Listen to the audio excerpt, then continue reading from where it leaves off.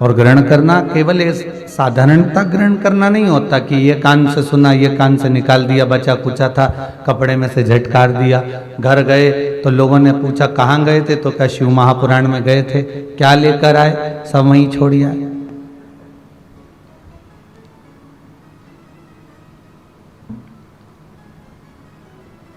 शिव महापुराण के अंतर्गत तो प्रसाद बांटने का भी विधान नहीं है हमारा। जैसे भागवत में प्रसाद की महत्वता नहीं है, केवल तुलसी दल वितरित किया जाए। भागवत में कहीं नहीं लिखा साहब, हाँ सत्यनारायण जी की कथा में जरूर लिखा है कि प्रसाद का महत्व है, पर भागवत पुराण में कहीं ये नहीं लिखा गया कि आप प्रसाद बांटो, इतना बांटो या ज्यादा बांटो या कम बांटो, कहीं नहीं लिखा। पूरे 18,000 श्लोक देख लीजिए, 7,39,00,000 शब्द देख लीजिए, 335 अध्याय श्रीमद् भागवत के देख लीजिए। एक भी अध्याय में, एक भी जगह पर, एक भी शब्द में कहीं ये नहीं लिख कर दिया कि आप प्रसाद का वितरण कीजिए। वेद व्यास जी ने शिव महापुराण में भी ये लिखा कि प्रसाद कहीं वितरण का महत्व, यहाँ इसका महत्व यहाँ वर्णित नहीं करा, यहाँ एक ही चीज कही कि बेलपत्र दिया जाए। और श्रीमद् भागवत में कहा गया कि सारे प्रसाद से जो बड़ा है, सारे प्रसाद से जो मूल है, वो तुलसी का दल है। तो भागवत का अगर कोई प्रसाद है तो वो तुलसी का दल है, और शिव महापुराण का अगर कोई प्रसाद है तो वो बेल पत्र है। इससे पूर्व में पाराशर जी आपने कथा सुनी होगी कि बेलपत्र कथा चल रही थी, शिव महापुराण बेलपत्र। अभी जो कथा चालू हो रही है ये भीमा शंकर शिव महापुराण।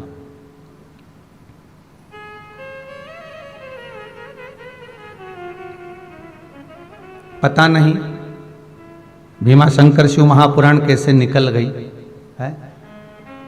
कई लोग कहे गुरु जी आपको पहली कथा से चालू करना था सोमनाथ जी से, और आप सीधे भीमा शंकर छठे पे पहुंच गए।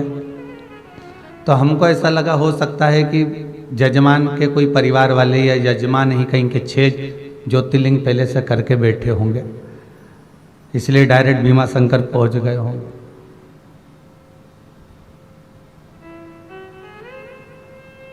कहीं कहीं बाबा की कृपा भी होती है।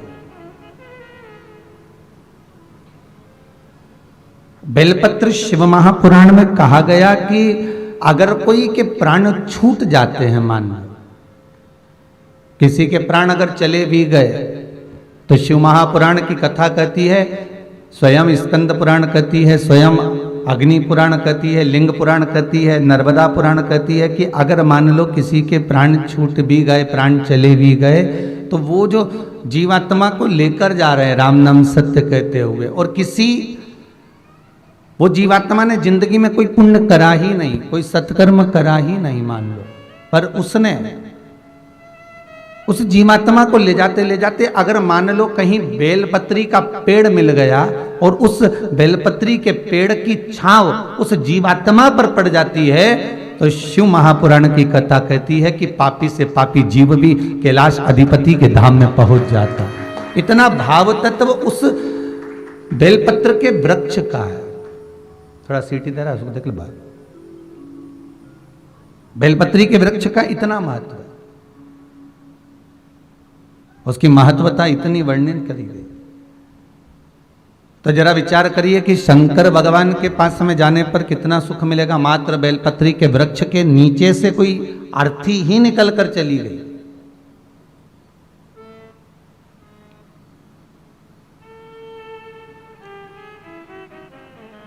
उसका पुण्य कितना प्रबल है।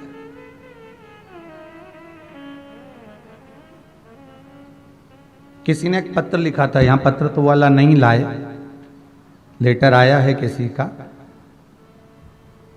भूसावल से उन्होंने किसी ने लिखा है, कोई विमल जी सोलंकी है, उन्होंने एक पत्र लिखा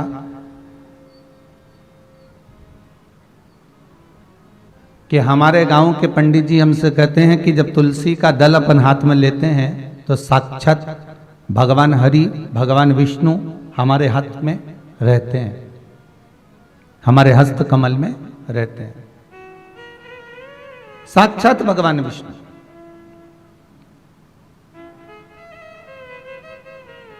तो क्या शिव महापुराण के अंतर्गत ऐसा कोई वर्णन कहीं मिलता है कि बेलपत्र लेने पर साक्षात हरि हमारे हाथ में रहते हो?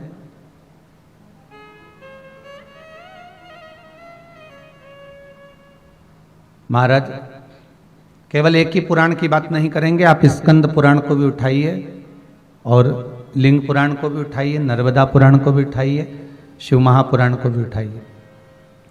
ये सारी पुराणों में एक जैसी बात मिलेगी। और बेलपत्री के लिए जो वर्णन किया गया वो लिखा गया केवल बेलपत्री के अंतर्गत हस्तकमल पर रहने पर केवल श्री हरि ही नहीं, इस बेलपत्री के 3 पत्तों में ब्रह्मा विष्णु और महेश हमारे हस्तकमल पर विराजमान होते हैं। और बेलपत्री की इन डंडियों को जो जोड़ा गया है, बेलपत्री की जो ये डंडियां जहां पर जुड़ी हुई हैं, उस स्थान पर तीनों देवियां ब्रह्माणी लक्ष्मी और स्वयं सरस्वती स्वयं पार्वती इन डंडियों के मध्य में जहां पर जुड़े हैं ये तीनों, वहां पर विराजमान हैं। और उसके बाद भी जो लंबी डंडी रह जाती है डाली से टूटी हुई, तो कहा उस डंडी में 33 कोटि देवता आकर विराजमान हो जाते हैं। यहां तक बेलपत्री में वर्णन किया गया। महाराज उस बेलपत्र की कोई साधारण सी महत्वता नहीं हो सकती। आपको पहले भी कहा, आज फिर कहते हैं, 11 वर्ष तक प्रतिदिन अगर कोई व्यक्ति एक बेलपत्र शंकर पर चढ़ी हुई प्रतिदिन खा ले, उसके मुख से निकली हुई वाणी कभी मिथ्या नहीं हो सकती। अच्छे से अच्छा जोगी सन्यासी तपस्वी साधक उपासक भी उसके आगे फीका हो जाता है, क्योंकि उसकी वाणी निष्फल हो ही नहीं सकती। जो उसने कह दिया तो वो पत्थर की रकील होगा। शंकर पर चढ़ी हुई एक बेलपत्र अगर प्रतिदिन बस 11 वर्ष तक खाना है, आप खाइए, पर नागा नहीं होना चाहिए, छूटना नहीं चाहिए। एक समय एक नक्षत्र, अर्थात आप अगर सुबह 7 बजे खा रहे हो तो सुबह 7 बजे ही खाना होगा, 8 बजे खा रहे हो तो 8 बजे ही खाना होगा, पर एक दिन में एक बेलपत्र शंकर पर चढ़ी हुई प्रतिदिन खाना है, वो बिना नागे 11 वर्ष।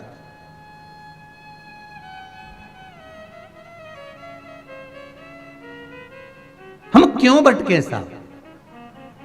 फिर निवेदन करूंगा, 6 शास्त्र, 4 वेद, 18 पुराण और कई उपनिषद इस भारत की भूमि पर इन हिंदू धर्म के लिए बनाए गए, पर उस हिंदू धर्म को छोड़कर हम जब अन्य धर्म में जाएं तो ये हमारे दुख की बात है, फिर हमारा भाग्य बेकार है। हम क्यों भटके? किस लिए भटके? जब उसके भीतर सर्वाधिक सब कुछ ही विराजमान हो, सब उसी के भीतर विराजित हो, फिर क्यों भटका जाए? हमारा हम किस लिए भटक रहे हैं? शिव महापुराण की कथा कहती है कि इस वेदव्यास जी महाराज कहते हैं कि शंकर की कथा का रस तत्व जब जीव श्रवण करने के लिए बैठता है, यहां तक कहा कि शंकर की कथा को मात्र आप तो यहां बैठकर कुबेर भंडारी के दरबार में आकर कथा का रस तत्व ग्रहण कर रहे हैं।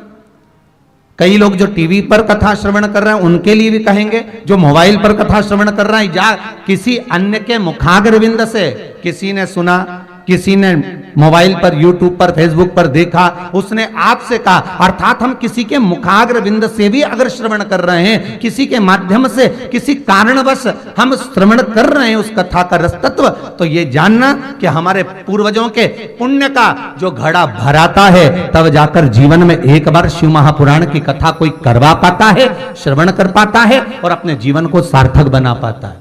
पाराशर जी, आपके पूर्वजों के पुण्य ही आनंद है, जो आप दोनों भगवान भोलेनाथ की कृपा से स्वयं विराजमान होकर कहीं पूर्वजों के पुण्य की गुल्लक भराई होगी, तब जाकर आपके हाथ से ये सत्कर्म हो रहा है। ये बाबा की कृपा समझना, ये विश्वनाथ की करुणा समझना, ये शंभू की दया समझना। जिस भाव से आप जिस कारण पहुंचते हैं भगवान की कथा के भीतर,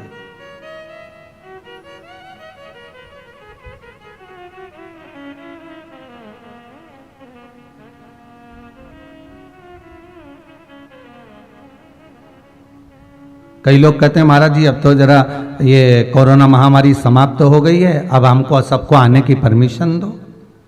आप 50 लोगों को परमिशन देते हो, बाकी के सब रह जाते हैं। हमने कहा भाई बात इतनी सी है कि हम परमिशन तो दे दें पर यहाँ पर व्यवस्था भी तो उतनी हो।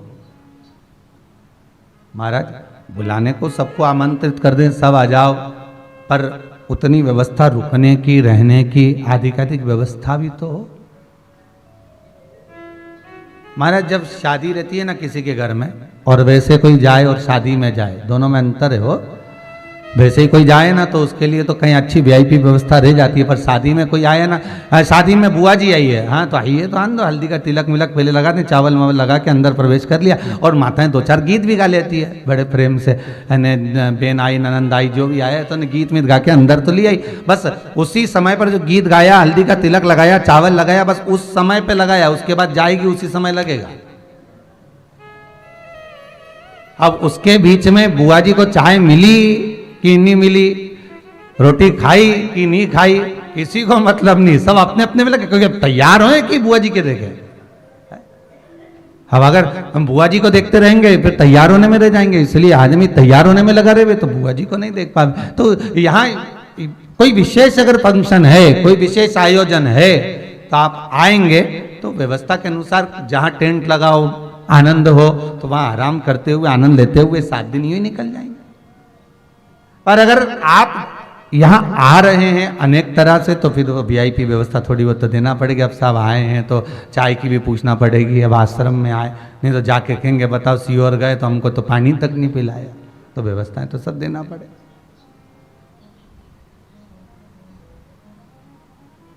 शिव कथा कह रही है, भगवान शंकर की पावन कथा कह रही है कि शिव महापुराण के एक एक शब्द, एक एक श्लोक, एक एक अक्षर, एक एक रस तत्व हमारे जीवन का सुख प्रदान करने वाला, बस उसको ग्रहण करने वाला हो महाराज।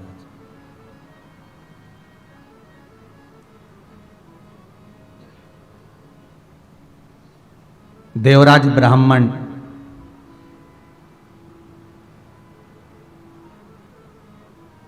जिसने अपनी जिंदगी में कोई सत्कर्म नहीं करा था,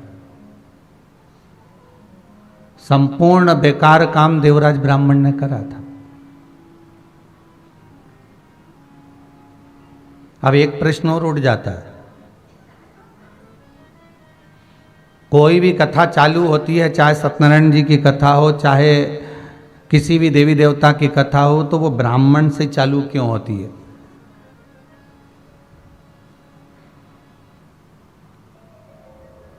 भाई अगर किसी दूसरे का नाम वेदव्यास जी लिख देते तो अभी सब डंडा लेके खड़े हो जाते। मात्र एक रेलवे स्टेशन पर लिखा हुआ था, ईमानदार बनिए, सज्जन बनिए, ज्ञानवान बनिए, व्यवहारिक बनिए, वाणी के मीठे बनिए, प्रबल बनिए, ये सब लिखा था। तो एक व्यक्ति ने उस बोर्ड को रेलवे स्टेशन पर देखा तो रेल विभाग वालों पर क्लेम ठोक दिया कि सब बनिए ही हैं तो हम क्या है। अब उसने ये नहीं लिखा था कि बनियों के लिए लिखा, उन्होंने लिखा था कि ऐसे बनिए, पर उनको लगा कि बनिए।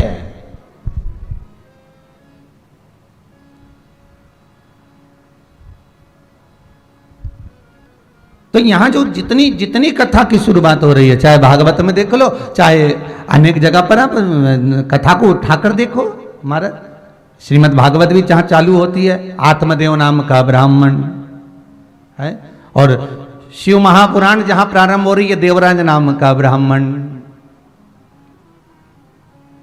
और सत्यनारायण जी की कथा चालू, एक गरीब ब्राह्मण।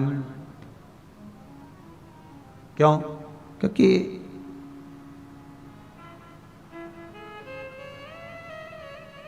सरल है। इनका नाम अगर अपन कुछ बोल भी देंगे तो चल जाएगा, सहज है, ये स्वीकार कर लेंगे, ठीक है, बोल दिया तो बोल दिया, चलेगा।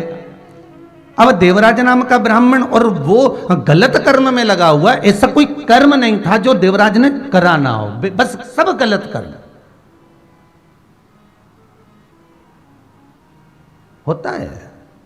फिर वही बात आ गई, महाराज मत बुरे कर्म कर बंदे वरना पछताएगा, भगवान की आंखों से तू बच नहीं पाएगा, तू बच नहीं पाएगा। अरे ओ अज्ञानी मत कर नादानी।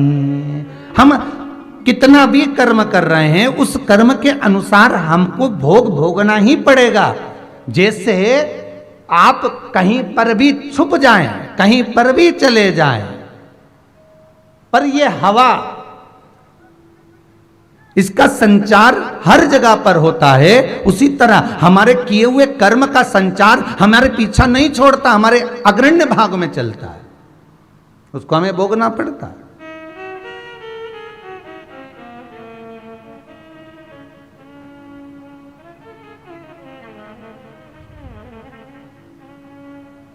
महाराज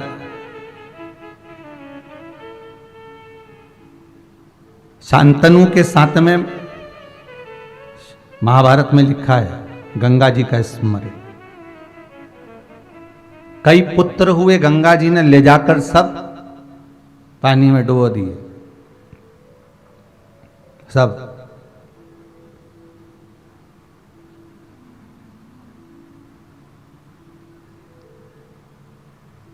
केवल एक थे देवव्रत भीष्म पितामह, जीवित रहे, बाकी के सब समाप्त हो गए। तो कभी विचार करा आपने कि लोग तो कितने खुश होते हैं कि भीष्म पितामह को ऐच्छिक मृत्यु मिली है, इच्छा से मरने वाली मृत्यु।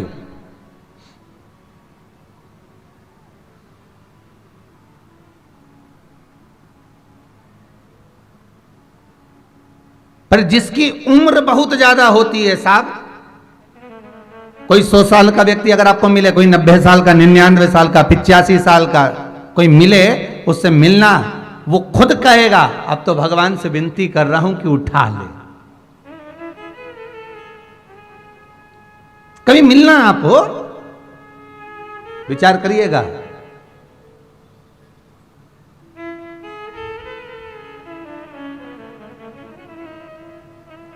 एक राजा ने विचार करा कि मुझे अमर होना है, बस निकल पड़ा और अमृत ढूंढते ढूंढते एक गुफा में प्रवेश कर गया और अमृत उसको मिल भी गया। वो अमृत पीने ही वाला था। एक कौवा बैठा हुआ था। उस कौवे ने कहा, महाराज हाथ जोड़कर निवेदन है, आप अमृत मत पीना। राजा ने कहा कि ढूंढते ढूंढते मेरी जिंदगी हो गई, अमृत सामने रखा हुआ है और ये कौवा मुझसे कह रहा है कि अमृत मत पीना। कौवा जरूर मुझसे जलता होगा, ईर्ष्या करता होगा, तो मुझे मना क्यों कर रहा है? कौवे ने कहा, मेरी दशा देख लो, मेरे पूरे पंख टूट गए, पर उखड़ गए, केवल एक मांस का लोंदा बनकर पड़ा हुआ हूं, क्योंकि मैंने अमृत पी तो लिया, अमर तो हो गया, पर मेरा शरीर तो ढलेगा ना। आपको एक बात पहले कही थी कि अगर कोई आपको आशीर्वाद दे आयुष्मान भव, तो बिल्कुल कह देना साहब नहीं चाहिए, हाथ जोड़कर निवेदन करा तुम्हारा आशीर्वाद तुम्हारे पास ही रखो। अगर कोई आशीर्वाद दे कि चिरंजीवी भव, तो जरूर ले लेना, क्योंकि आयुष्मान और चिरंजीवी में अंतर है। आयुष्मान में आपकी केवल आयु बढ़ेगी और जो स्वरूप है वो ढलता चले जाएगा, और चिरंजीवी भव में मतलब जैसे आज हो, मरते समय तक वैसे की वैसी बने रहो। चिरंजीवी भव का मतलब है कि जैसे हो वैसे की वैसी बने रहिए। तो हमें आयुष्मान नहीं होना, हमें चिरंजीवी भव होना है।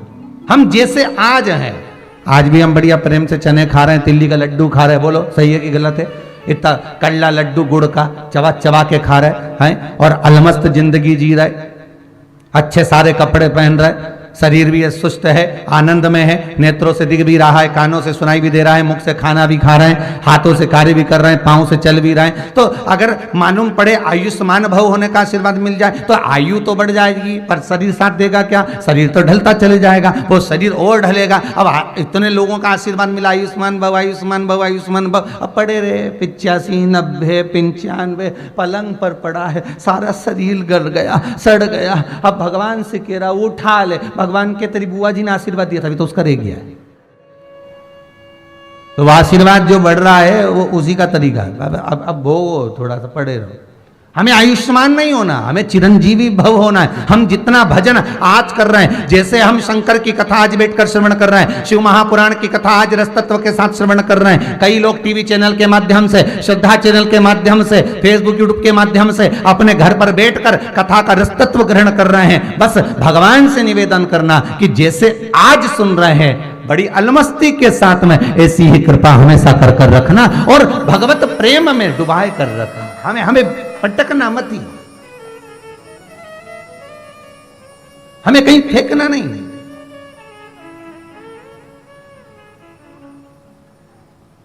पूरी महाभारत देखना, भीष्म पितामह जितने रोए दुनिया में कोई नहीं रोया हो। घर की बहू का चीर खींचा जा रहा है और भीष्म पितामह अपने जीवन को धिक्कार रहे हैं कि मैं घर का बुजुर्ग बड़ा होकर यहां पड़ा हुआ रो रहा हूं। नहीं,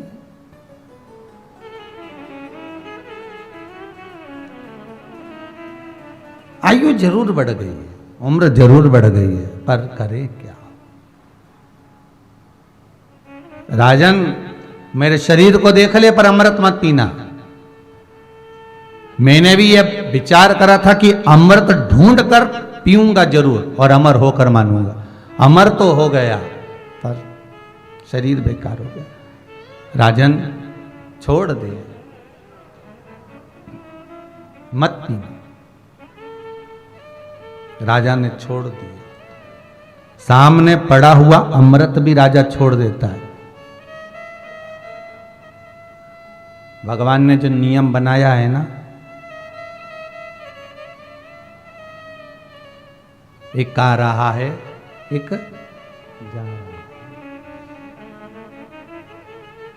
रचा है सृष्टि को जिस प्रभु ने, वही ये सृष्टि चला रहा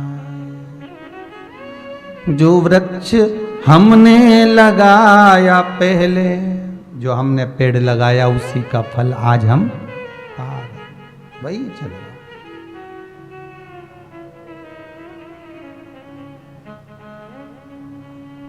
वो नियम सबसे अच्छा, आ रहे जा रहे, और ये मार्ग पर फिर ना जाने कब मिलन हो, फिर कोई दूसरा मिले, फिर क्रम मिले। इसके ये कथा जो भीमाशंकर चालू हुई है, इसके पहले की जो कथा थी उसमें एक प्रश्न किया गया था, भविष्य पुराण में से वर्णन किया था कि 7 जन्म जो हमारे रहते हैं उसका वर्णन किया गया। 7 जन्म, पति पत्नी का जो 7 जन्म का संबंध है।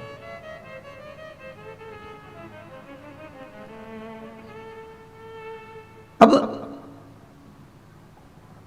हम भगवान से कहें कि हमारी आयु बढ़ा दो तो उससे मतलब नहीं है। भगवान से हमें यह कहना है कि मेरी भक्ति बढ़ा दो, मेरा विश्वास।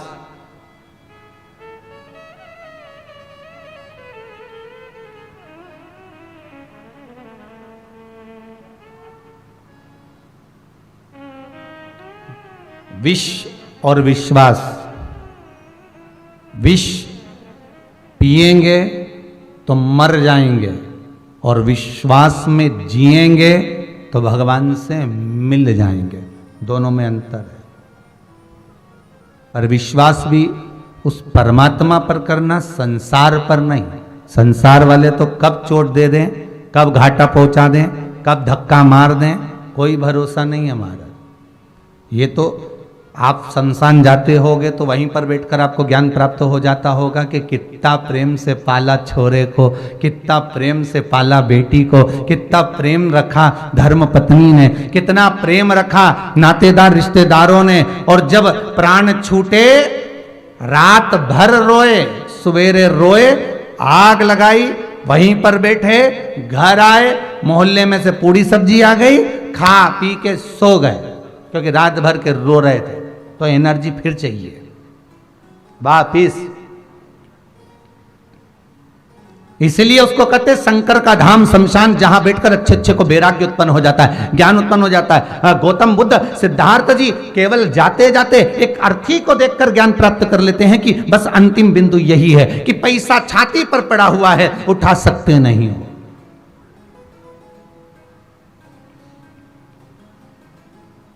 जिसने पूरी जिंदगी कमाया, जिसने पूरा जीवन जोड़ा, खूब कमाया साहब, कमाने इतना कमाया कि खाने का समय नहीं मिल पाया, पड़ा है। अब वो जो धन है वो छाती पर पड़ा हुआ है, पर कोई उठा नहीं पाया।